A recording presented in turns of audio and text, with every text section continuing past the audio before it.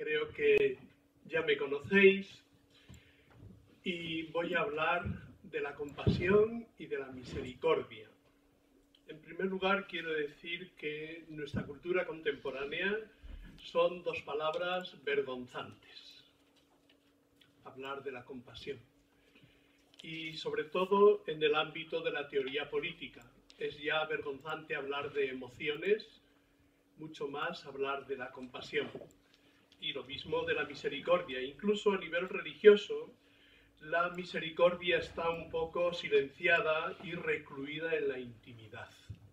Entonces, yo voy a explicar en primer lugar por qué me he interesado por este tema.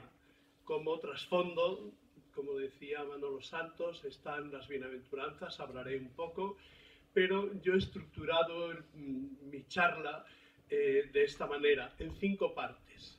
Y yo no sabía si tenía que pasar yo el ordenador y no soy capaz, por eso me permití el hacer este esquema en el que aparecen los textos que están aquí en las propias proyecciones y con las frases fundamentales referidas a los mismos, de tal manera que lo he dejado así y os lo he entregado porque así me permito ser un poco más libre en la explicación de las cosas, ¿no? Yo quiero decir que cómo comencé yo a tratar este tema. Pues he sido profesor bastantes años de historia de las teorías políticas contemporáneas y siempre vas buscando cosas nuevas hasta que empecé a descubrir la reclamación de las emociones en las teorías políticas. Y entonces encontré toda una serie de autores. El principal que me llamó la atención fue Remo Bodey, pero Remo Bodey a la hora de hablar de las emociones hablaba solamente de la ira y la venganza, es decir, las emociones negativas, la influencia que tienen y el temor y el miedo en la política. También estudié a Damasio, que es un conocido neurólogo, en el que habla de la parte esencial y fundamental que tienen las pasiones, en 2 libros que están dedicados a 2 personajes que ponen muy en cuestión todo esto, que son Descartes por un lado y Spinoza por otro.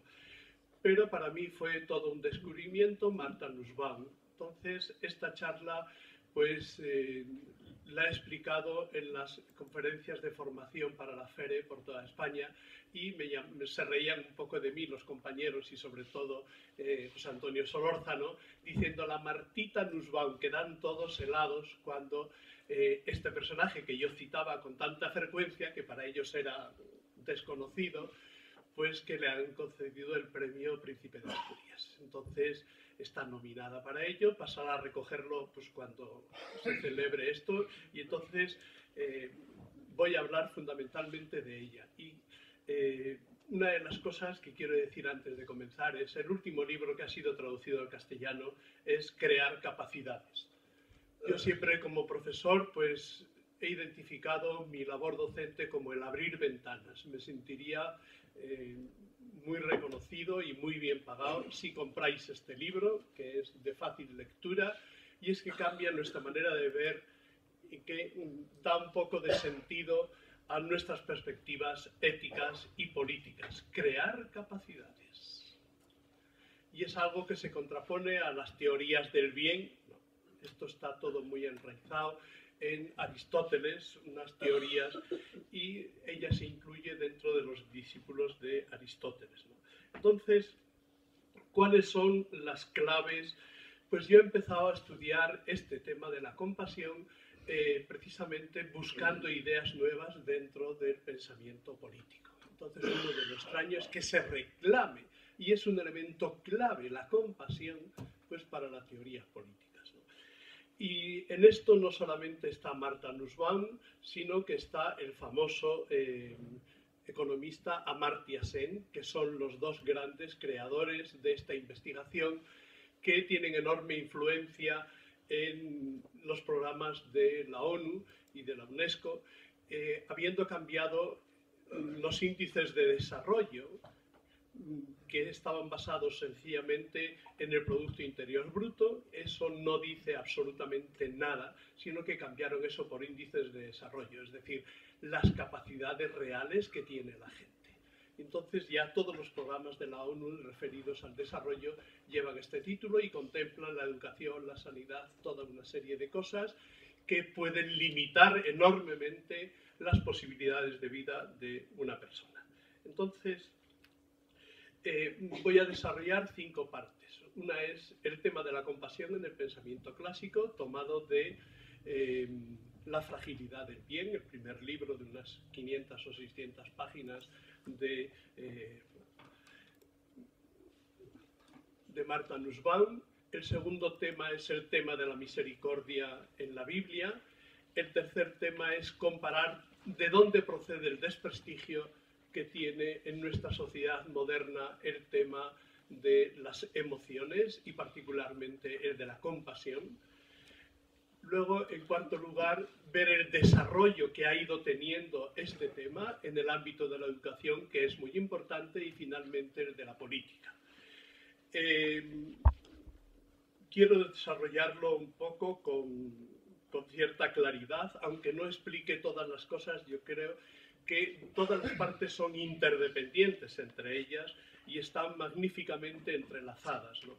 Uno de mis grandes orgullos es que me acaba de confesar que a raíz de una charla que di en Salamanca, pues Jesús Díaz Ariego se compró todos los libros de Martha Nussbaum y está encantado pues con las cosas que está descubriendo. Por lo tanto, os invito a que la leáis. Entonces, una de las cosas es que cómo concebimos nosotros la sociedad. Desde la edad moderna se ha excluido para la convivencia social el tema de las emociones y el tema de los sentimientos. Han quedado fuera. Para Descartes, que es el primero, las emociones y los sentimientos no dependen de la razón, sino que dependen de la corporalidad. Por lo tanto, todo lo referido a emociones y sentimientos son irracionales en principio. Con estos esquemas se desarrolló un poco el modo de pensar de la política moderna. El gran teórico de la construcción de la Constitución, Sieyès, dice expresamente que hay que construir la convivencia política, es el que dirige un poco la configuración de la primera Constitución de la Revolución Francesa en torno a la razón y no en torno a los sentimientos, que hay que erradicarlos para construir la sociedad política. Hume hace algo muy importante. Distingue las pasiones fuertes de las pasiones moderadas, las calm pasiones. Y entonces dice, las pasiones moderadas se pueden traducir por intereses y las pasiones fuertes hay que dejarlas excluidas y conferidas al mundo de la privacidad, de la individualidad. Montesquieu incluso llega a decir que el ámbito de las pasiones es el ámbito de la familia y particularmente, insiste, es el ámbito de la mujer, de la esfera pública. Entonces, ¿cómo se está concibiendo en la modernidad? Y en esto insiste tanto Amartya Sen como Martha Nussbaum. La modernidad la definió exactamente con la sociedad política Locke, es decir, un conjunto de personas adultas y libres que deciden hacer pactos entre ellas. Entonces, podemos decir que esa idea, ese modo de concebir la sociedad, está vigente desde el primer momento de la modernidad hasta hoy. Incluso el pensamiento de Habermas y el pensamiento de Rawls, con los cuales mantiene una ardua polémica tanto Martha Nussbaum y Amartya Sen con ellos, ¿no? Como Amartya Sen. Entonces, ¿cómo se define la esfera pública dentro de la modernidad? Es el espacio del ciudadano singular, es decir, del individuo, dotado de intereses y derechos donde se establecen pactos entre iguales. Frente a ellos están proponiendo algo que esté anclado en la dignidad humana. Y esto lo recuperan del pensamiento tradicional griego, recogido sobre todo por Aristóteles. El elemento es vivir humanamente, con dignidad. Entonces no podemos decir, primero vamos a dar las reglas de la sociedad como si todos tuviéramos entre 20 y 40 años, libres, que hacemos pactos. ¿Y dónde están los niños? ¿Dónde están los enfermos? ¿Dónde están los ancianos? Rawls lo recoge, pero después de crear las pautas de convivencia de la sociedad como un añadido, pero que no se pueden fundamentar en los mismos argumentos racionales. Ella dice, para vivir humanamente con dignidad, eso es lo primero. Los ancianos, los niños, es decir, que propugna una ética del cuidado, un liberalismo basado en estos principios. Entonces, en la imagen número 2 presento esta filósofa. En internet podéis encontrar bastantes cosas de ellas, incluso algún vídeo y con alguna charla traducida a pie del esto, y creo que es enormemente interesante. Entonces, ella se inició toda su investigación como clasicista. Conoció a todos los autores griegos y desde esa perspectiva clasicista accedió al conocimiento de Aristóteles, guiado todo fundamentalmente por Bernard Lillian, que es su gran referente y su gran maestro. Y desde ahí pues descubrió cómo la educación del mundo griego era totalmente distinta y contraria a la que tenemos nosotros. A partir de ahí ella va a elaborar sobre la teoría de la vulnerabilidad, que es el tema fundamental de la ética de los clásicos, pues toda una serie de principios de comportamiento que aparecen muy claramente en Aristóteles y reivindica fundamentalmente el tema de la compasión, puesto que es un elemento clave la vulnerabilidad de los individuos. A partir de ahí, otra de las cosas que hace dentro de este planteamiento del clasicista es toda una teoría de las emociones que ha conmocionado al universo de los psicólogos, planteando una tesis fundamental. Las emociones tienen un carácter cognitivo y empieza a distinguir lo que son los impulsos, por una parte son irracionales, son corporales, y otra cosa, las emociones. Las emociones siempre tienen un valor intencional, es decir, siempre están dirigidas a un objeto y siempre están apoyadas en un conocimiento. Todas las emociones es un modo cognoscitivo especialmente importante para decirnos las cosas que son verdaderamente valiosas para nuestra vida. Todas las emociones reflejan nuestra vulnerabilidad. Entonces vamos a hablar de todo eso, ¿no? La fragilidad del bien, es decir, el tema de nuestra vulnerabilidad. Entonces comienza con una referencia a Píndaro. Píndaro para mí siempre ha sido un poeta muy querido porque es el referente de Hölderlin y para los hermeneutas pues es algo clave y fundamental. A Píndaro, el magnífico poeta griego, resulta que un amigo que leía todas sus poesías pues muere. Y él ya no tiene ganas de escribir poesías. Es decir, le falta quien las lea. Para él es un elemento valioso que le motive el que su amigo le lea. Y entonces va a hablar de todo esto, dice el texto. Pero la excelencia humana crece como una vid nutrida del fresco rocío y alzada al húmedo cielo entre los hombres sabios y justos. No solamente hace falta que tengamos una vid buena, sino que ésta necesita muchas circunstancias, determinada temperatura, determinados cuidados, determinada tierra, toda una serie de cosas. Las personas exactamente igual. Para que consigamos el nivel de excelencia, hoy día hablan los técnicos, pero es que es la palabra griega, estricta, exacta, de eudaimonía, que nosotros siempre hemos traducido por felicidad. No es eso, es lograr la excelencia humana. Y entonces crear capacidades es crear toda una serie de posibilidades reales para que cada persona consigamos la excelencia humana según nuestro propio parecer. Luego dice, necesitamos muy diversas cosas de aquellos a quienes amamos, sobre todo el infortunio, aunque también el gozo busca unos ojos en los que confiar. Es decir, necesitamos siempre de cosas del exterior. Y aunque no necesitemos de cosas del exterior, siempre necesitamos relaciones con unas personas, porque estamos hechos así, para encontrar cosas valiosas en nuestra propia vida. Es decir, dependemos de cosas de fuera. La fortuna, dependemos de algo que podemos necesitar y que solo otros están en condiciones de ofrecernos. Y por otra parte, el sentido del valor. Aunque no tengamos necesidad de la ayuda de amigos y de seres queridos, el amor y la amistad nos importan en sí mismos. Entonces, Martha Nussbaum siempre ha pensado las emociones como un reconocimiento de los modos en que somos vulnerables. Es decir, estamos relacionados con las cosas que no dependen de nosotros, lo que está fuera. Y en estos tiempos podemos decir que es algo que nos hace reflexionar enormemente. En primer lugar, pensemos que alguien se queda sin trabajo, que alguien se separa, un matrimonio, se separan los dos, pero cómo les afecta su vida. Es decir, la vulnerabilidad no solamente transforma nuestra vida, sino incluso nuestra apreciación de los valores. Este es un elemento clave y fundamental.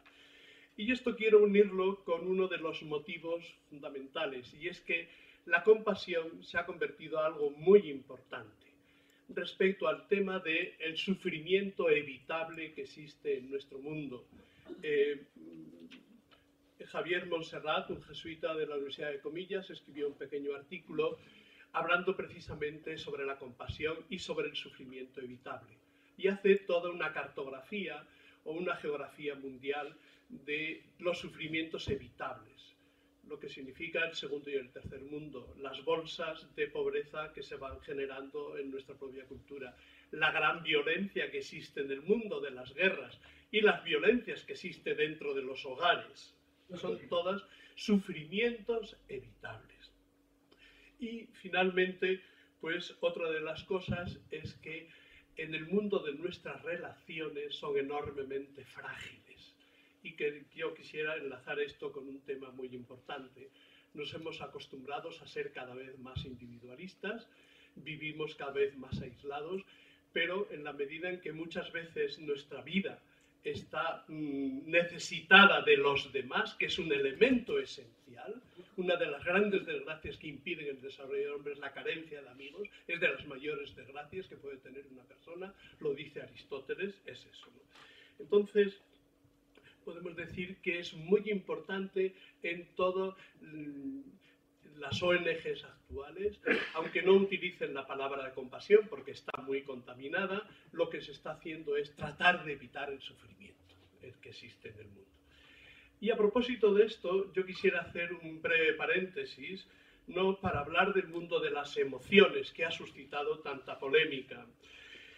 Dice, las emociones expresan la apertura del ser humano hacia aquellos objetos que consideramos valiosos y escapan a nuestro control. Decía Bernard Williams, su profesor de clasicismo, dice, para los griegos las cosas verdaderamente importantes en la vida de una persona escapan a la razón. No las podemos controlar, somos vulnerables. Entonces, esto es uno de los elementos claves. Las emociones expresan nuestra vulnerabilidad y nuestros valores. Por otra parte, están llenas de inteligencia. Esto es lo que ha escandalizado a muchos. Las emociones son cognitivas. Marcel Proust definía las emociones como levantamientos geológicos del pensamiento. Tiene un papel esencial en nuestro razonamiento. Todas las emociones. Entonces, no son fuerzas ciegas, sino que siempre se apoyan en conocimientos. Todas las emociones tienen un conocimiento implícito y son enormemente inteligentes. Pero lo que define la emoción no es el objeto como tal, sino el modo de percibirlo. Entonces, siempre vinculados a las emociones están las creencias. Las emociones derivan de cómo percibimos los objetos y muchas veces los percibimos de una manera incorrecta y suscita. Entonces, en ese sentido, las emociones no son la última palabra, siempre tienen que estar controladas por la razón. Pero, ojo, no hay que contraponer la razón y las emociones por un lado como irracional, no. Las emociones tienen un carácter cognitivo en que siempre tienen que estar sometidos a la crítica de la propia razón. Pero es fundamental en el comportamiento ético y político de las personas. Bien, la fragilidad del bien. Decía Filmina número 4, ¿no?, que los griegos siempre distinguían lo que hacemos nosotros de lo que nos ocurre a nosotros. Lo que nos ocurre a nosotros es lo que ellos decían latige y que en latín ha sido traducido por fortuna. Siempre pensaban los griegos que la verdadera cuestión ética es la vulnerabilidad de la existencia. Los bienes que tenemos como son muy frágiles. Siempre debemos intentar ser autosuficientes, pero ¿hasta qué punto es posible? Eliminar la fortuna, pues no es posible. Equivale a suprimir la dependencia del exterior. Dependemos de los amigos y dependemos de las cosas. No podemos eliminar la fortuna, pero hay que ser conscientes de que no podemos controlarla por definición. Otra de las cosas que también se pregunta es en qué medida la vida racional debe tener en cuenta la amistad, el amor, la actividad política. Todo eso nos llega a nosotros a través de las emociones. Entonces, todas las contingencias externas afectan a la realización de nuestra excelencia, de nuestra eudaimonía. No solamente las cosas que incluso nos pueden hacer cambiar los propios valores. Pueden ser las pasiones siempre fuentes de perturbación, pero el objetivo no es eliminarlas, sino poderlos controlar. Los proyectos de vida autosuficientes para los griegos eran siempre muy cuestionables, porque era exigir más a nuestra inteligencia de lo que es capaz de darnos. Y muchas veces observaban estos proyectos autosuficientes respondían más bien a establecer jerarquías de poder entre unos y otros, ¿no? Entonces, bueno, las cosas que escapan a nuestro control no solo tienen que ver con nuestros sentimientos de felicidad y satisfacción, sino que también contribuyen a construir la excelencia o el valor del hombre. En cambio, toda la ética moderna que depende de Kant, pues es una ética que se define por el olvido de nuestra vulnerabilidad. Es decir, ha asumido en un largo olvido el significado real de la vulnerabilidad. El ámbito del valor moral, la integridad, es considerado inmune a los asaltos de la fortuna. La ética moderna solo concibe al hombre como agente, en modo alguno como paciente. Y dice expresamente, estamos en la Filmina número 6, cuando examinamos la concepción ética de un texto trágico, nuestra actividad cognitiva va acompañada de un sentido fundamental, de una respuesta emotiva. Descubrimos lo que pensamos sobre los acontecimientos, apercibiéndonos de lo que sentimos. Un drama trágico, que es el sistema que tienen de educación los griegos para los jóvenes, presenta todo un planteamiento ético. Y el planteamiento es representar la vulnerabilidad en un drama que nos explica, por un lado, la enorme complejidad de la vida y, por otro, suscita aquello que Aristóteles definía como la mímesis, la identificación emotiva. Es decir, los que escribían, Esquilo, Eurípides, Sófocles, todos sabían lo que pasaba por la mente de la gente cuando veían esas imágenes. Entonces, el elemento clave, fundamental, es el tema de la vulnerabilidad, esa es la raíz del drama, y el elemento educativo es precisamente la simpatía, la identificación personal. Es decir, todos los autores de los dramas griegos suponen el diálogo que establece el oyente consigo mismo. Las tragedias de Esquilo, de Sófocles, muestran a personas buenas arrastradas a la ruina como resultado de acontecimientos que no está en sus manos dominar, una circunstancia que siempre mueve a compasión. Otras veces tenemos que presentan el conflicto trágico, es decir, una persona que se guía por una ley o por un principio que está siempre en contradicción con otro. Es lo que Isaiah Berlin llamaba principio de la inconmensurabilidad. Siempre que buscamos en exclusiva un determinado valor, nos enfrentamos con otras opciones de otro determinado valor. Bien, dentro de estas tragedias hay un estudio particular de la tragedia de Filoctetes. Voy a contraponer esta tragedia de Filoctetes con la de la parábola del hijo pródigo. Creo que son las dos expresiones del pensamiento clásico más impresionantes sobre lo que significa la compasión y la misericordia. ¿Y por qué presento esto? Sencillamente porque la idea de la compasión Aristóteles la va a estructurar en torno a esta tragedia expresamente. Filoctetes, que es una obra de Esquilo, pero que no se conserva en la versión de Sófocles y de Eurípides, pues está presentado así. Es un buen hombre y un buen soldado. Durante su viaje para unirse a la expedición de los griegos contra Troya, Por puro accidente entró en un recinto sagrado de la isla de Lemnos. Como castigo, la serpiente le mordió en el pie, comenzó a supurar un pus hediondo y el dolor le hizo proferir maldiciones y juramentos que herían la sensibilidad religiosa de sus compañeros soldados. Por ello lo abandonaron dejándolo solo en la isla. Estaba cojo y sin recursos, con su propio arco y sus flechas y sin otros amigos que los animales que eran también su alimento. 10 años después sus amigos regresan para llevárselo, pues han sabido que no puede vencer en la guerra sin su arco.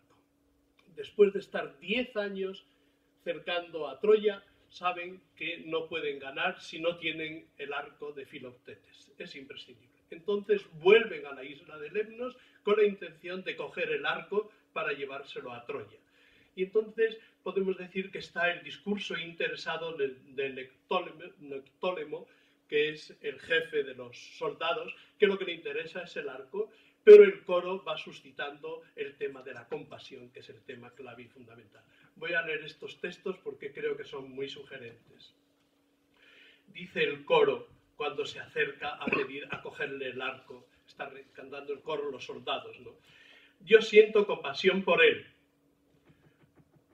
Oitirmon es la palabra compasión que se va a utilizar en el Nuevo Testamento también, la misma.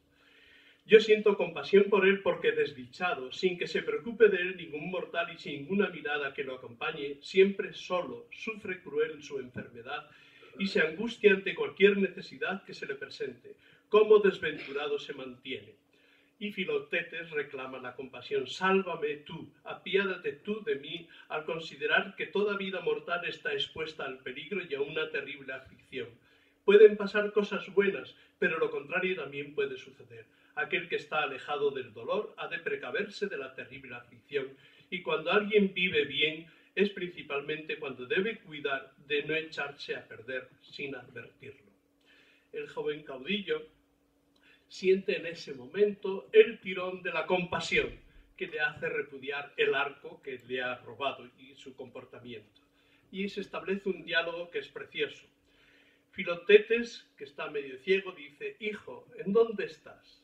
Y Nectólemo, el capitán, dice, sufro desde hace rato, mientras lamento las desgracias que te afligen. Cuando Filoctetes se refiere al desasosiego que su aflicción causa en los demás, el caudillo le dice, y esto es muy importante, es de Píndaro, todo produce repugnancia cuando uno abandona su propia naturaleza y hace lo que no es propio de él. Entonces en Píndaro aparece con claridad, y también en Aristóteles. La falta de compasión define la inhumanidad. La inhumanidad. Y esto creo que es muy importante. Y al final, cuando es hora de echarse a la mar, afirma Nectólemo, una profunda compasión por este hombre se ha apoderado de mí. Es decir, es lo que esto le ha inducido a tratar a Filoctetes humanamente. Entonces, creo que esto es un elemento clave. Aristóteles va a definir las claves de la compasión. Las claves de la compasión, y esto es muy importante. Toda su reflexión sobre la compasión se ha mantenido, lo hace en la retórica, hasta hoy. Hay toda una serie de autores que repiten exactamente todo lo que dice Aristóteles acerca de las condiciones para que haya compasión. Adam Smith, Rousseau, Condorcet, Schleiermacher, Horkheimer, todos ellos repiten. Incluso yo tengo aquí una socióloga norteamericana que ha hecho un estudio sociológico sobre esas condiciones necesarias que describe Aristóteles para sentir compasión. Entonces dice, no sentimos compasión siempre. Lo sentimos en determinadas condiciones. Hace falta siempre que el motivo sea la gravedad de la situación. Uno no siente compasión cuando a otro se cae en la acera o le roban el bolso, no. Tiene que ser algo realmente grave que le impida adquirir la excelencia de la vida. Es decir, ese es el motivo. Aristóteles cita la muerte, las agresiones corporales, los maltratos, la vejez, la enfermedad, la falta de alimentos o de amigos, la separación de los amigos, la debilidad física, etcétera, etcétera. Candace Clark, que en esta encuesta pues dice que expresamente la sociedad norteamericana reconoce esa pasión, solamente sienten compasión ante los males verdaderamente graves. Y entonces dice que están todos recogidos en los blues, esos cantos de los negros, y que ciertamente son los mismos adaptados a la vivencia contemporánea. Dicen: la pobreza, la infidelidad de la pareja, la muerte de seres queridos, la enfermedad funcional del comportamiento, el alcohol y las drogas, los traumas de la guerra, las agresiones sexuales, la discriminación, las injusticias políticas, la humillación pública, etcétera, etcétera. Entonces, Martha Nussbaum dice que hay veces en que estamos sufriendo daños graves, pero que muchas veces damos respuestas adaptativas. No son graves. Es decir, nosotros hemos conocido la institución de la mujer de casa, ¿no?, que solamente servía a su marido, que nunca salía de casa, y a sus hijos, y dicen: no, y es que soy feliz así. Son respuestas adaptativas. Es decir, que esas respuestas adaptativas podemos decir que subliman el propio sufrimiento, quitándole el sentido y negando su propia realidad. Yo quisiera insistir en este aspecto. Muchas veces en la vida religiosa está construida respecto a podríamos decir, respuestas adaptativas, la falta de autonomía, la falta de libertad, toda una serie de cosas, ¿no? Entonces, es un modo de negar el sufrimiento. Y dice Martha Nussbaum que ciertamente buscamos esas respuestas adaptativas cuando la privación tiene que ver con la opresión y con la jerarquía. Y cuando las prácticas religiosas y culturales la enseñan como justa.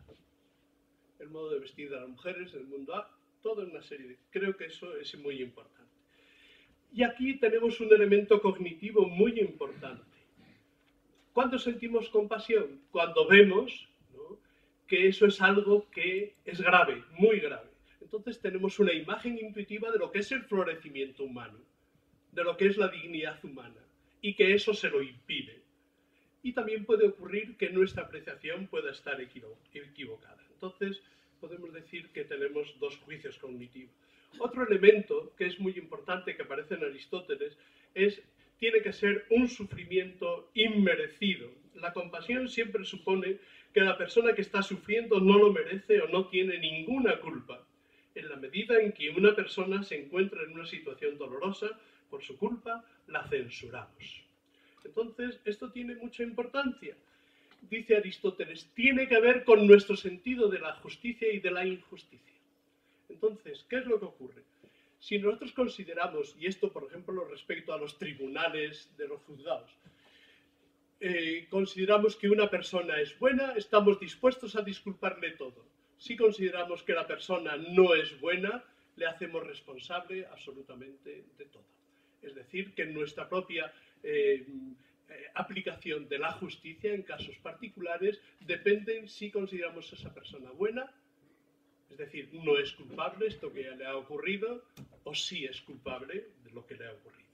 Entonces, en la investigación de esta socióloga norteamericana dice que es muy importante que las personas sean víctimas de fuerzas que están fuera de su control, cuando no es resultado de la voluntad o de la mala acción o de la negligencia del individuo. Y aquí hace una apreciación que es muy sugerente. Yo siempre la he contado en todas estas charlas, que nos llama mucho la atención. Que son dos modos de percibir distintos que tenemos en Norteamérica y que tenemos en Europa.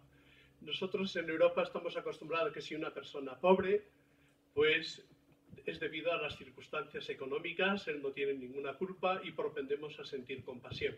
En Norteamérica es al revés, es un vago y si es pobre es porque no ha trabajado. Nosotros, en cambio, respecto a las enfermedades que los norteamericanos las tipifican como enfermedades, es decir, las drogas o el alcoholismo, aquí nos consideramos que una persona es culpable y no tenemos compasión de estas personas que están sufriendo eso. En cambio, en Norteamérica lo consideran, el alcoholismo o la drogadicción, consideran que es una enfermedad y entonces están dispuestos a perdonar casi todo. Otra de las cosas que aparece es cuando vemos que el castigo que sufre una persona es desproporcionada al mal que ha hecho, ¿no? Bien, y el tercer elemento, es decir, ¿qué elementos cognitivos tenemos? Pues un elemento clave, que es el de la responsabilidad y la culpa, cuando sentimos compasión por alguien. Si es responsable o no responsable, si tiene culpa o no tiene culpa. Y otro elemento es el tercero, el de las posibilidades semejantes. La conciencia de que esto me pueda ocurrir a mí. Entonces aquí hay una doble apreciación. Esta especie de afinidad, ¿no?, de cercanía, está basada, según Aristóteles, en el temor. Y según Martha Nussbaum dice, no, está basado en la generosidad. Es decir, el considerar que esta persona que le pasa esto es invaliosa o es importante para mí. Este tercer requisito, por ejemplo, lo describe muy bien Rousseau en el Emilio, y es elemento clave y fundamental para la educación. Dice Rousseau en el Emilio: ¿por qué los reyes son despiadados con sus súbditos? Porque cuentan no ser nunca humanos. ¿Por qué los ricos son tan duros con los pobres? Porque no temen volverse pobres. ¿Por qué la nobleza siempre un desprecio tan grande por el pueblo? Porque un noble nunca será pechero. De ahí concluye esta enseñanza tan importante para la educación. Todos y cada uno pueden ser mañana lo que hoy es la persona a la que socorren. No acostumbréis, pues, a vuestro alumno a mirar desde lo alto de su gloria las penas de los infortunados, los trabajos de los miserables, ni esperéis enseñarle a apiadarse de ellos, si los considera como extraños a él. Es decir, la compasión es muy difícil sentirla o sentirse un involucrado ante un extraño. Y aquí es donde tiene especial importancia las barreras sociales. Las barreras sociales convierten al otro en un extraño. Donde estudian las emociones del asco y de la vergüenza, son dos emociones que están especializadas en crear barreras. Es decir, que no nos impulsan a acercarnos al otro o a sentir o a hacer propio el sufrimiento del otro. Y entonces, esta especie de barreras sociales, podemos decir, pueden estar provocadas por las diferencias de clase, de religión, de etnia, de género, de orientación sexual. Es decir, las personas que están dentro, que tienen estas barreras sociales, se muestran muy recalcitrantes al ejercicio de la imaginación, lo que obstaculiza la emoción. La imaginación es importantísimo, porque es lo que nos permite apreciar la simpatía, es decir, la transposición, el identificarnos con el otro. Aquí nos señala Martha Nussbaum dos autores fundamentales. Raúl Hilberg, que escribió La destrucción de los judíos europeos, pues al hablar del discurso nazi sobre los judíos, los presentaban siempre con rasgos no humanos. Son animales de una especie lejana, son ratas, son arañas, son insectos. Es decir, ¿para qué? Para que en las relaciones con ellos nunca tuviesen sentimiento de afinidad y nunca pudieran sentir compasión con ellos. Otro estudio muy parecido, también de otro judío, Jonathan Glover, dice que en los casos de genocidio a los que tenían que ejecutar a los propios judíos o que hacían las listas de ellos, pues algo que les ocurría es que cuando en la lista pasaba alguien que mostrase la más mínima afinidad con él, sentían una conmoción terrible.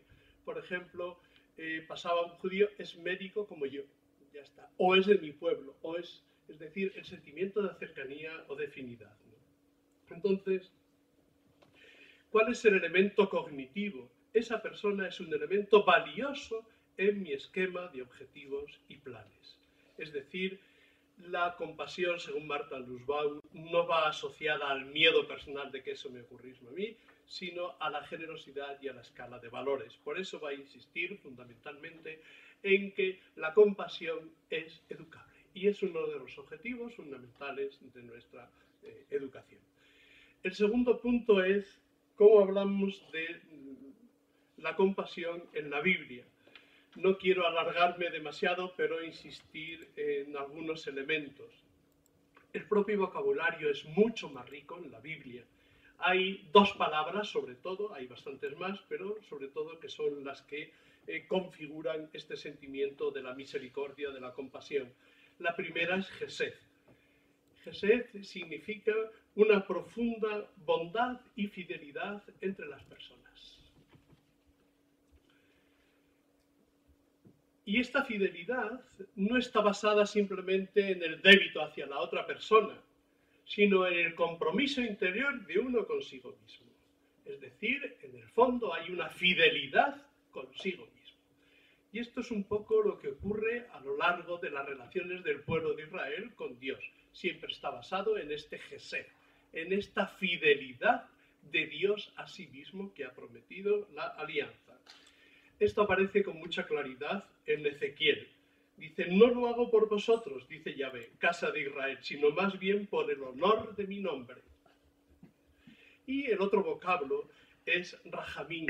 Rahamín es el plural de Rahem, que es el seno materno.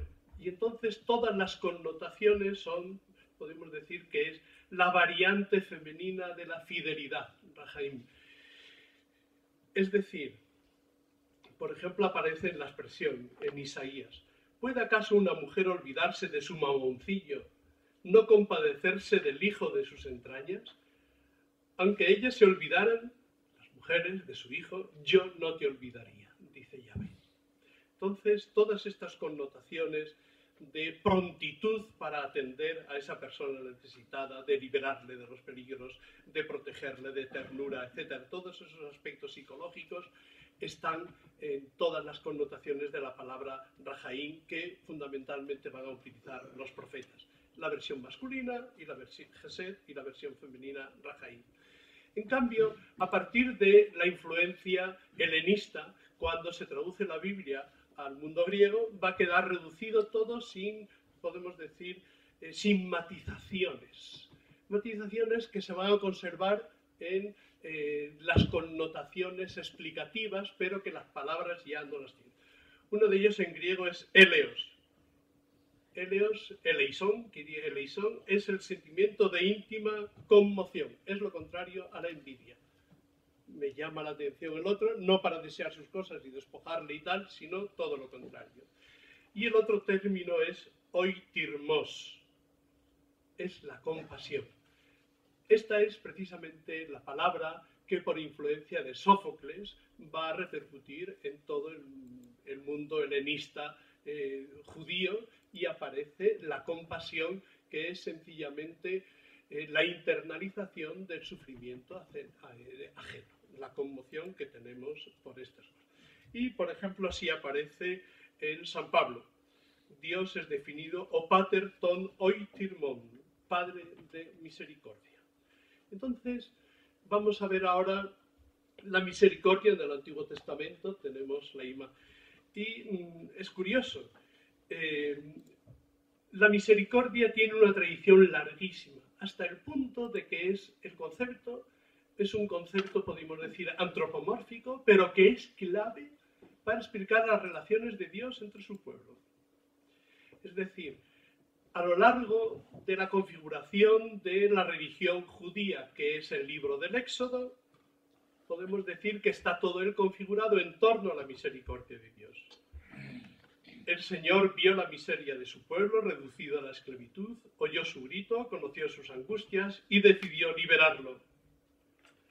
Moisés define a Dios como Dios de ternura y de gracia, lento a la ira y rico en misericordia. Moisés habla continuamente de Dios misericordioso y compasivo, lento a la ira y rico de gracia y fidelidad. El Antiguo Testamento está atravesado todo él por la imagen de un Dios misericordioso. En los profetas, este amor misericordioso de Dios va a estar vinculado a otros aspectos. Por ejemplo, al amor de un esposo. La misericordia, podemos decir, que tiene una potencia especial, que es la potencia del amor, que es la que desarrollan fundamentalmente los profetas, que prevalece siempre sobre el pecado y la infidelidad. Por eso, en los profetas, fundamentalmente, la misericordia significa este amor que es capaz de perdonar absolutamente siempre. En Jeremías y en Isaías, pues que son los profetas del exilio, está vinculado siempre a la esperanza. Después de la dura prueba del exilio tendrá lugar la consolación. Es decir, en todo el Antiguo Testamento la imagen de Dios es la imagen de la misericordia. Y es la imagen que se transmite en el Nuevo Testamento. Y la clave que enlaza un testamento y en otro es precisamente Oseas. Misericordia quiero y no sacrificio, el conocimiento de Dios más que los holocaustos. Entonces, una de las cosas es que cuando comienza la predicación en San Mateo de Jesús, dice, id pues y aprended qué significa misericordia quiero y no sacrificio, porque no he venido a llamar a los justos sino a los pecadores. Jesús siempre se revela a sí mismo como el Mesías suave y misericordioso que vino a proclamar un año de favor del Señor, un año de gracia. Entonces, Jesús, toda su vida, toda su preocupación es la transparencia de la misericordia de Dios con su pueblo. Entonces, esta es la palabra que quiere decir eleos. Indica el sentimiento de profunda emoción, la compasión, la misericordia, ¿no?, que manifiesta Jesús.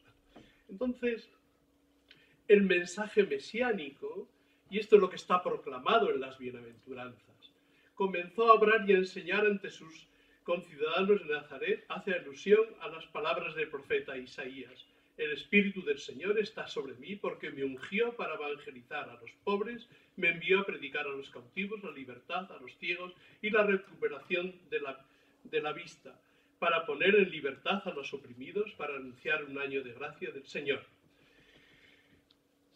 Es decir, Jesús en toda su vida y en toda su creación está presentándonos la misericordia de Dios. Dios que es amor, ¿no?, se convierte sobre todo en Cristo en un signo legible, ¿no?, de que Él es precisamente amor. Bien, los evangelistas hablan expresamente de esta misericordia de Jesucristo que tiene este carácter teológico y que refleja que es la clave hermenéutica de toda la vida de Jesús, de su sacrificio, de todo. Pero donde mejor está expresado es en San Lucas. San Lucas tiene tres parábolas de la misericordia que precisamente las dice, aparecen en él en un contexto de contraste con los fariseos. Los fariseos están hablando siempre de justicia, de purificación, de reglas, de tal. Y nos presenta San Lucas estas tres parábolas. Dos de ellas, ¿no?, la de la oveja perdida, que aquí está reflejada, lo de la dracma perdida y la del hijo pródigo. Esta última solamente aparece en San Lucas, pero está maravillosamente escrita. Entonces, las tres parábolas es para hablarnos de un Dios misericordioso, y las presenta Jesús a los fariseos y a los escribas, que hablan mal de él porque se acerca a los pecadores e incluso come con ellos. Y les dice, Dios no quiere perder ni uno solo de sus hijos. La verdadera imitación de Cristo es ser como Él, rico en misericordia. Y lo que nos refleja la solicitud que todo cristiano, todo discípulo de Jesús debe tener, es la actitud del buen samaritano. El buen samaritano es lo que nos indica la pauta ética de comportarnos en estas cosas como Jesús. Entonces, podemos decir que la misericordia es un tema clave y fundamental. Hay una encíclica de Juan Pablo II que está maravillosamente bien escrita y con exégetas extraordinarios de donde he tomado estas cosas, y aparece en una de las notas la interpretación de el hijo pródigo.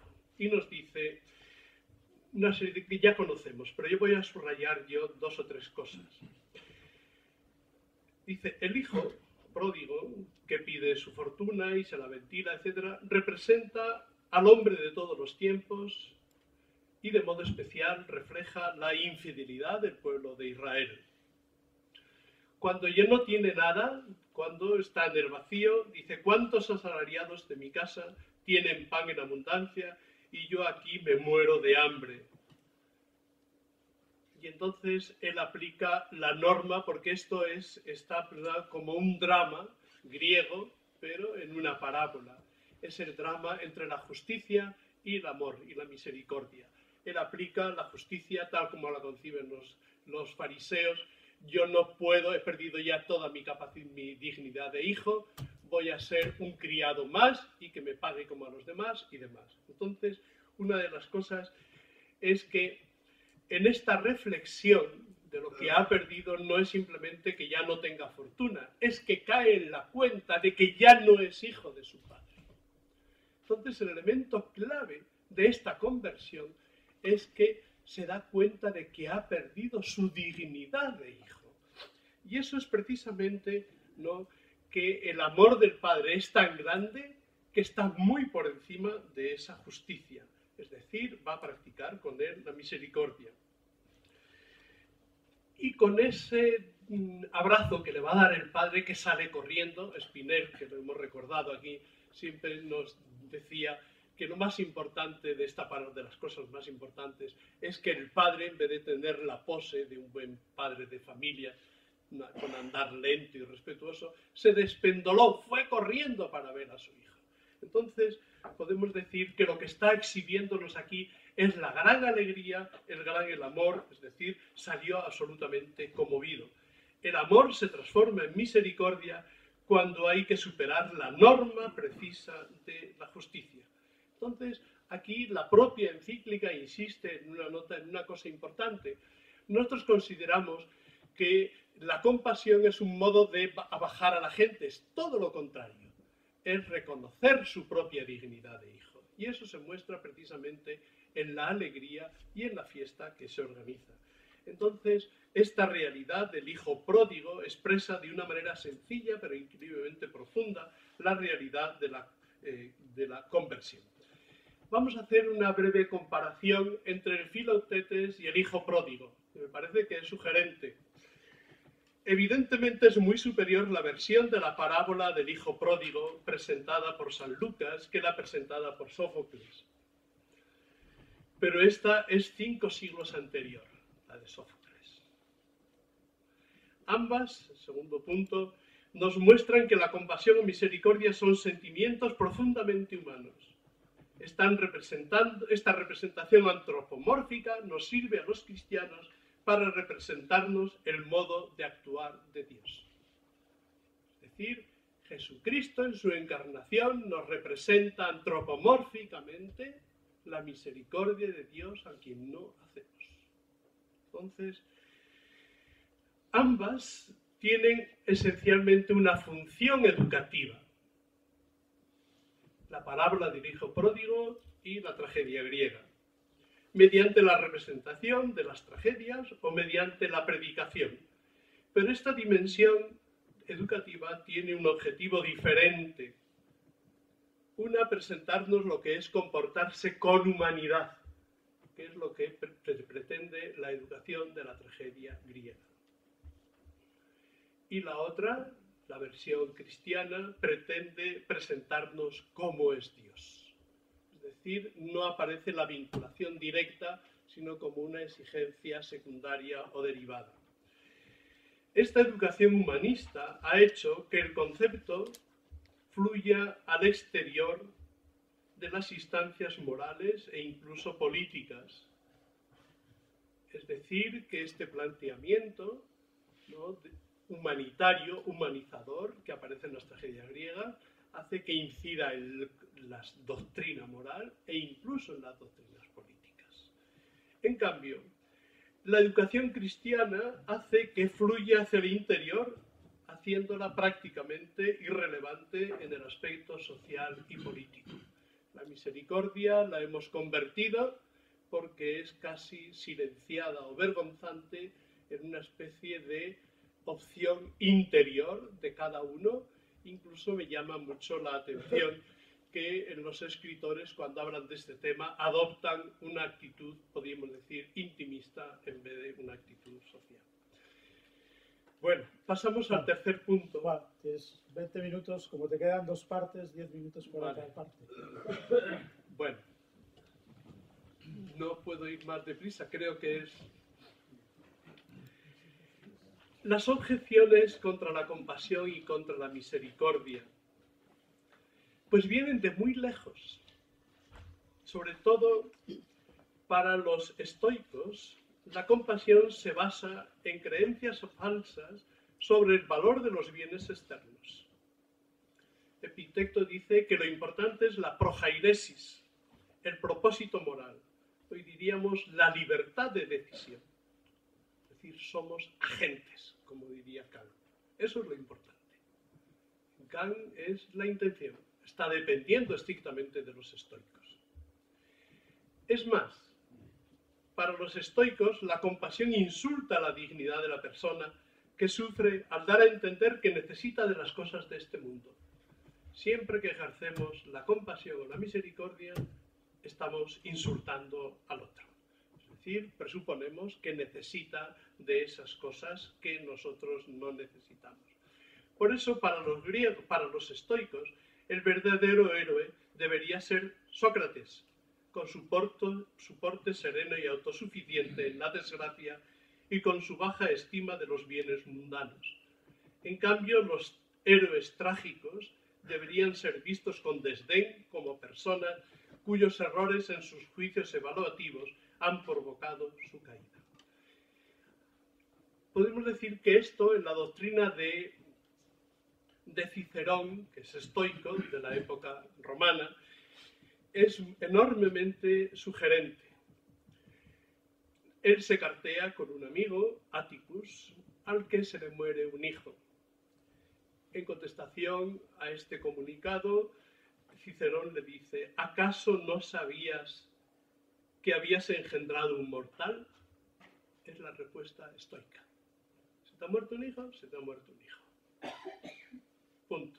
Sabes que has engendrado a un ser mortal. Pero al poco tiempo se le muere a Cicerón su propia hija Turia, del que él estaba enormemente prendado, y le escribe a su amigo Atticus, una y otra vez: no puedo hacer cosas normales. Atticus le responde como lo había respondido él: esto no es correcto, no es ajustado, no debería importarte esto mucho. Un estoico está educado para soportar estas cosas. Pero en un determinado momento Cicerón le dice: no es solo que no puedo seguir con mis actividades normales, sino que también creo que no debería. Es decir, aquí Cicerón se aparta de la doctrina estoica expresamente. Kant define la compasión, siguiendo a los estoicos, como un modo ultrajante de benevolencia, en tanto que expresa una benevolencia a quien es indigno. Esto lo dice expresamente Kant en la Ética de las Costumbres. Se pregunta Martha Nussbaum: ¿por qué el todo o nada? ¿Por qué no podemos hacer distinciones, como que sentimos compasión en relación con los males que ha deparado la fortuna y al mismo tiempo respetamos y reverenciamos el modo en que una buena persona soporta esos males con fortaleza? Hay que decir que si nosotros tomamos una actitud estoica, no importan los bienes externos, ¿no? Eso no está reñido con el respeto a la dignidad. Es decir, hay muchísimas cosas que sí importan en la vida, ¿no? Es decir, si nosotros somos estoicos, no podemos sentir humanidad respecto a las personas que están pasando necesidad. Si nosotros respetamos esa dignidad humana, deberíamos interesarnos por los demás e interesarnos porque tengan posibilidades o capacidades parecidas a nosotros. Otro de las críticas, podríamos decir, es que los bienes externos sí importan. Importan mucho los amigos, importan mucho el mundo relacional e importan mucho las cosas. Entonces no podemos hacer una ética al margen de esas cosas. Otro tema de la compasión aparece ya bastante atrás en Adam Smith. Dice: la compasión nos ata a nuestra esfera vital inmediata, dice Adam Smith. Y dice: supongamos que ocurre un terremoto en China y nada, hay 100 millones de muertos.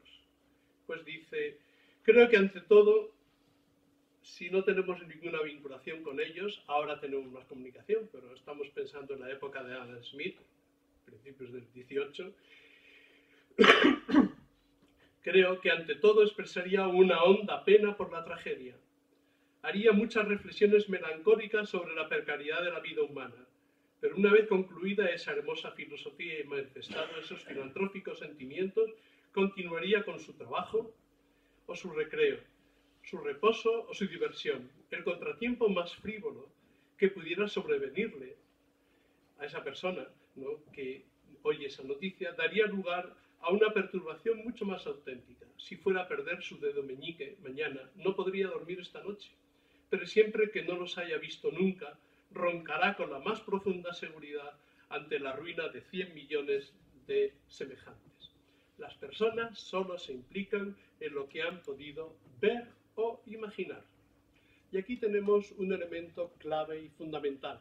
Solamente podemos tener este sentimiento de compasión y de ayuda y de compromiso cuando somos capaces de identificarnos con esas otras personas, cuando las podemos ver o cuando las podemos imaginar. Y aquí tenemos un elemento clave y fundamental. La compasión es educable. Y aquí ella va a construir toda una teoría de la compasión que está apoyada en Donald Winnicott. Para mí este psicólogo yo le he leído bastante y es apasionante, sobre todo la educación a los niños. Hoy se cita mucho por los filósofos, entre ellos Axel Honneth, ahí fue donde lo descubrí yo y empecé a leerle, y ahora me lo encuentro con que Martha Nussbaum lo toma también como referencia. Es un discípulo de Freud que se especializó en la educación de los niños y nos dice expresamente que la educación de los niños tiene que estar anclada en dos puntos fundamentales para la realización de su excelencia, de su eudemonía. Por una parte, tiene que ser educado en el narcisismo para llegar a la conclusión de que él es una persona valiosa, se estime a sí mismo y tenga cierta autonomía. Pero un segundo proceso de esta educación es ir descubriendo lo otro, es decir, que son personas y que tiene que sintonizar con sus propios sentimientos, con elementos claves de la propia realización de su eudemonía. En este sentido, genera, podríamos decir, el concepto de lo que es el narcisismo patológico. El narcisismo patológico es algo que continuamente están utilizando los sociólogos para definir nuestra cultura. Narcisismo patológico. Es decir, el narcisismo es tan fuerte que todo lo vemos en función nuestra. Todos son instrumentos que podemos utilizar. No somos capaces de transponernos en otro y ver las cosas exactamente igual. Y esto solamente es educable desde la infancia, en la medida en que los padres son capaces de vincular estas experiencias sobre cosas que vemos fuera con las emociones más cercanas que representan ellos mismos. Entonces, es un elemento clave y fundamental para la realización de la propia eudemonía esta experiencia. Entonces, ya concluyo, bueno, otra objeción que aparece, vive sin misericordia. Pasa lo de Nietzsche, que no merece la pena que lo expliquemos. En esta encíclica hay un pasaje donde se dice por qué está mal vista hoy la palabra esta misericordia. Y dice expresamente que nos hemos acostumbrado a una civilización técnica en el que continuamente somos conscientes de que lo podemos todo, los hombres. Y entonces no tenemos ninguna apreciación de lo que es la vulnerabilidad. Somos totalmente insensibles, ¿no?, por la técnica. Por ejemplo, Gadamer, una de las cosas que insiste, ¿no?, nosotros estamos acostumbrados en la apreciación de la enfermedad, que toda la enfermedad tiene recambios. Vas, te dan 2 pastillas, te ponen... Pero lo que es absolutamente inaceptable en nuestra sociedad, no se puede asimilar, es una enfermedad crónica, que no se puede... No tenemos instrumentos para manejar emocional o éticamente lo que significa una enfermedad crónica. ¿Por qué? Porque estamos metidos dentro de la sociedad del consumo, de la tecnología, de que conocer es poder y lo podemos absolutamente. Entonces, esa misma configuración nos impide el poder tener esta sensibilidad respecto a la vulnerabilidad de las demás personas. Entonces, el cuarto punto, yo quisiera recordar, ¿no?, algunos elementos fundamentales. Va a hacer una transposición de lo que está señalando la doctrina de Donald Winnicott respecto del niño, respecto de las tragedias griegas. Lo importante de las tragedias griegas es que nos muestran la complejidad de la vida. Los principios éticos y las estadísticas no muestran la complejidad. La vida es terriblemente compleja. Y otra cosa, y es que toda la dinámica de la tragedia nos ayuda a identificarnos emocionalmente con esos personajes. Entonces, por eso es la función educativa que tienen las tragedias. No es divertimento. Y para nosotros, podemos decir, el mismo papel es lo que representan las humanidades. La literatura, lo importante no es la erudición, es un elemento de educación fundamental. Nos hace apreciar la complejidad de la vida en que somos capaces de imaginarnos a otras personas, es decir, qué cosas concretas impiden la realización de su excelencia humana, porque siempre que hablamos de principios abstractos se difumina lo que es la persona concreta. Y por otra parte impiden pues, toda vinculación afectiva. Por eso dice, es esencial la educación de la literatura no tanto por erudición o por saber, sino por la identificación emocional.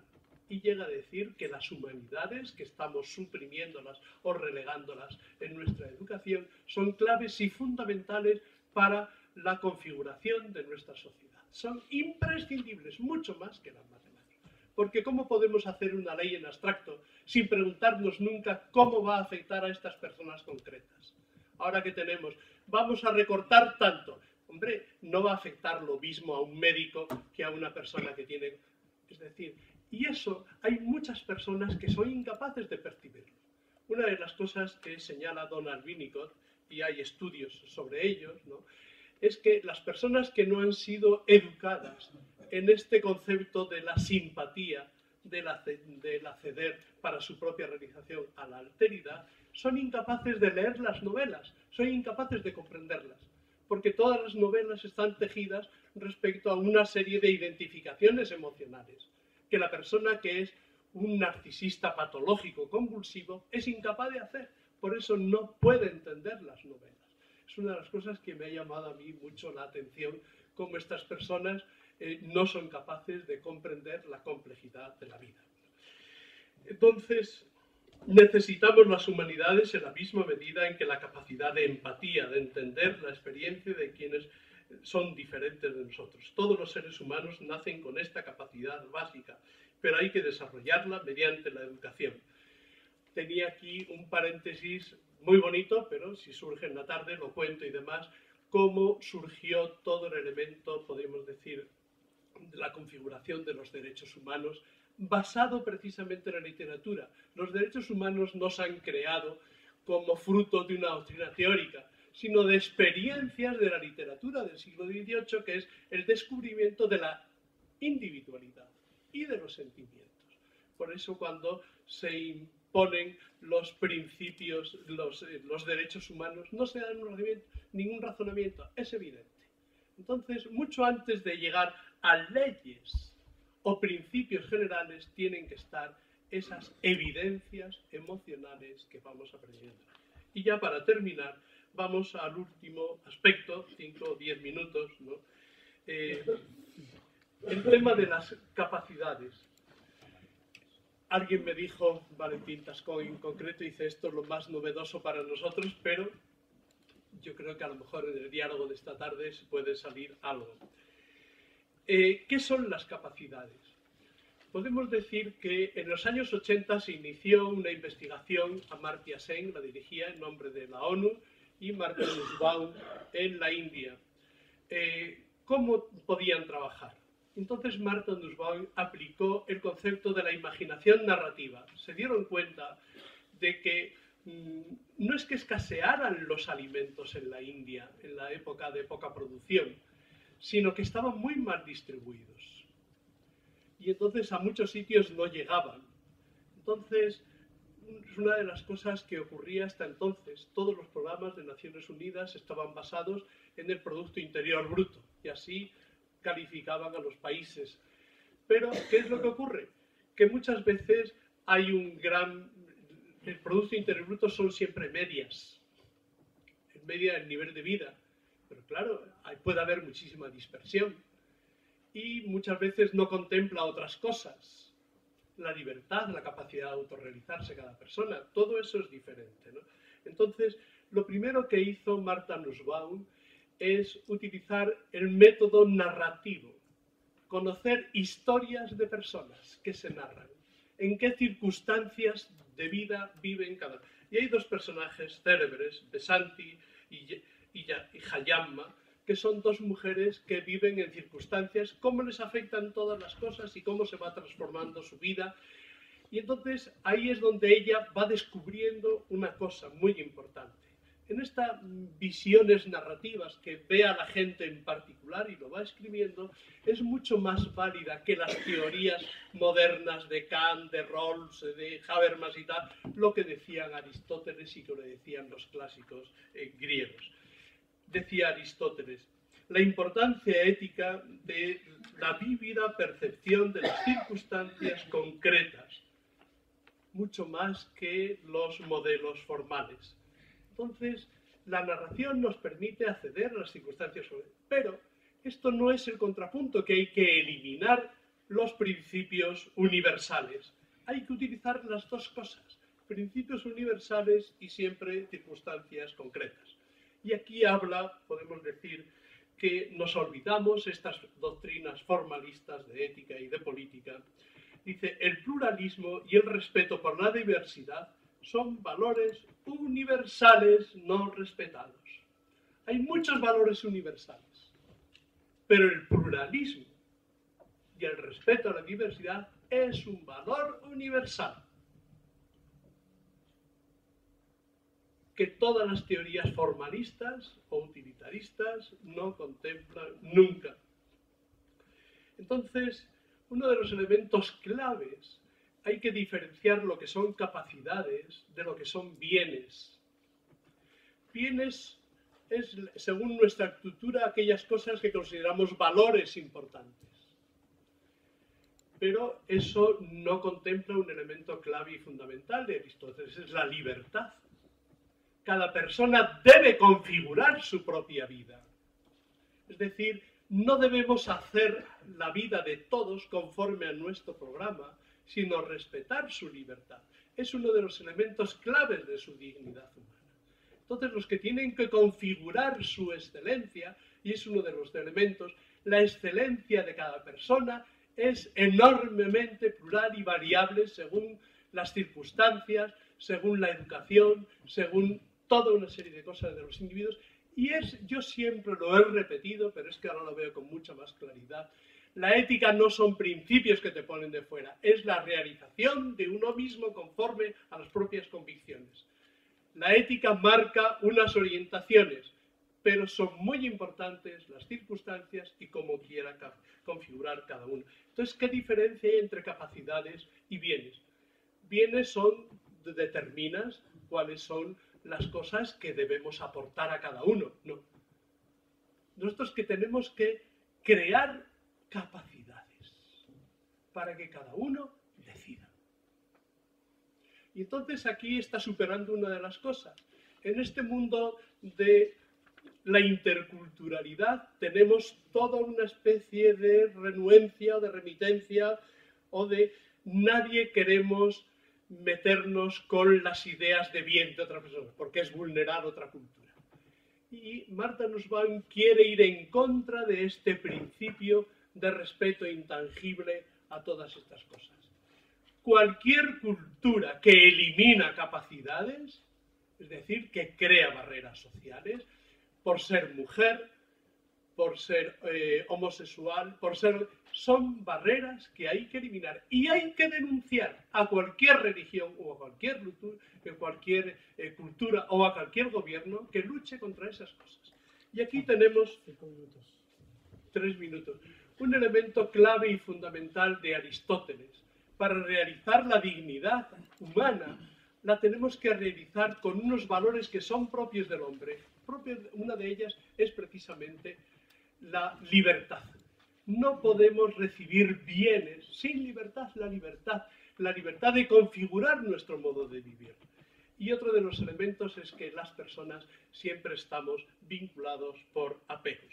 Entonces, podemos decir que la evolución a partir de este momento de las capacidades es que Amartya Sen ha conservado la doctrina sola y exclusivamente para ver los métodos comparativos de las economías de un país y otro y los programas de desarrollo, que ya han sido asumidos por la ONU y ya piden que se contemple pues, la sanidad, el acceso a la educación, es decir, las capacidades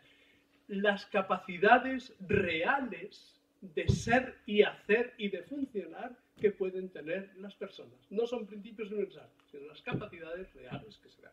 Mientras que Martha Nussbaum ha preferido hacer toda una teoría política y, según estos esquemas de Aristóteles, establecer un verdadero elenco de aquellas dimensiones esenciales para vivir una vida humanamente digna y que son elementos claves y fundamentales que tienen el rango de derechos humanos y así los estructura.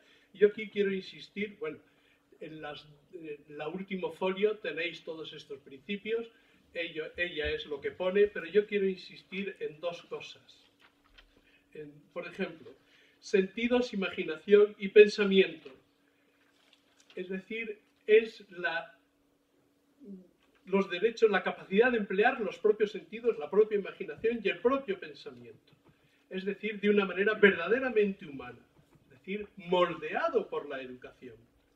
Y usar la imaginación y el pensamiento en relación con la experiencia y la producción de acciones y obras religiosas, literarias, musicales, etcétera, etcétera. Es decir, cada uno tenemos derecho a expresar y a realizarnos en estos aspectos. Las emociones. Es un elemento, la capacidad de sentir apegos hacia cosas y personas que están fuera de uno mismo. Es algo que identifica el modo propio del ser del hombre. Las emociones, el vincularnos a otros. Eso es algo. Y la razón práctica. La capacidad de formarse una concepción del bien y de implicarse en reflexiones críticas acerca de la planificación de la propia vida. Cada uno tenemos derecho, ¿no?, a tener nuestra concepción del bien, implicarnos en reflexiones críticas sobre la planificación. Los psicólogos nos dicen hacerse cargo de la propia vida, pero es que eso no es un elemento de psicología, es un elemento de un derecho humano fundamental.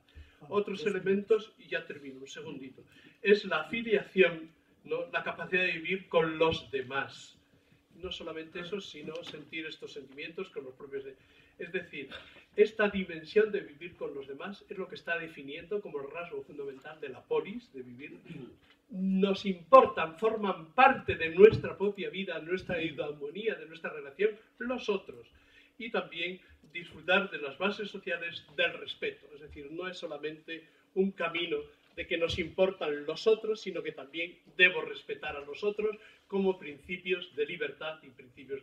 Y nada más. Luego pide ella que el orden global, y ahí simplemente creo que con leerlos basta, hay que configurar toda una doctrina ética, social y política no articulada en torno a la economía, a los intereses de cada uno, como señalábamos al principio, sino anclados en la dignidad humana. ¿Qué quiere decir la dignidad humana? Que nunca puede ser utilizable como un instrumento. Siempre es principio de referencia. Dignidad es lo que quiere decir. No es la suma de todos los valores, no. Es que queda excluido de todo el mundo instrumentalizable. Y tenemos que tanto el mundo, la economía, está instrumentalizando a todas las personas, incluso el mundo de la ciencia es otro que nos impide también ver a las personas con su dignidad concreta, sus opciones de vida, y lo impide. Entonces, muy bien. Ya